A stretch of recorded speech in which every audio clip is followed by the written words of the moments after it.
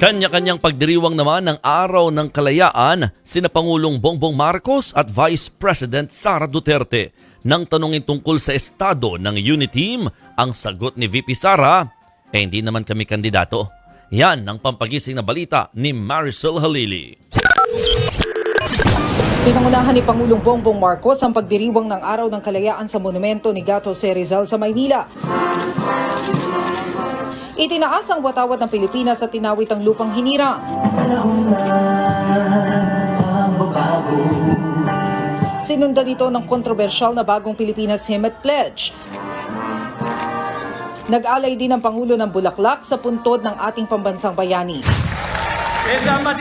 Kinahapunan, nagtungo si Pangulong Marcos sa Quirino Grandstand para sa Parada ng Kalayaan. Sa kanyang talumpati, binigyang diin muli ng Pangulo ang kahalagahan ng unity o pagkakaisa. Ipakita natin sa buong daigdig na ang tunay na kapangyarihan ay hindi nasusukat sa lakas o sa yaman, kung hindi sa tunay na kahulugan at katwiran ng ating ipinaglalaban. Sa alab ng pag-ibig sa bayan, at sa di matatawarang pagkakaisa ng ating mga mamamayan. Dapat din daw magbalik tanaw sa mga ginawang sakripisyo ng ating mga bayani. Nakakalungkot isipin na marami sa mga kabataan ngayon ang hindi kilala ang Gumbursa. Nakalimot na sila sa lahat ng pinagdaanan ng ating bansa upang magkaroon ng kasaninlan.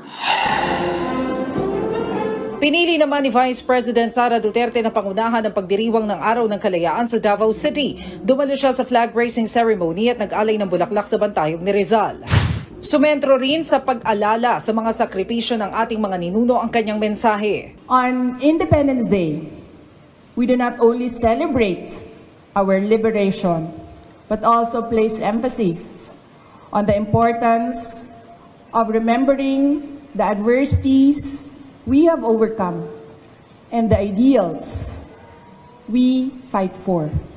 Nagbigay din ng reaksyon ng pangalawang Pangulo sa estado ng kanilang Uniteam ni Pangulong Marcos. Di maikakaila ang lumalalim na alitan ng mga Duterte at Marcos kaugnay ng iba't ibang issue. Ang Uniteam was the tandem during the 2022 elections, and then tandem of Bongbong Sara during the 2022 elections, and then umanang elections nilaog namin.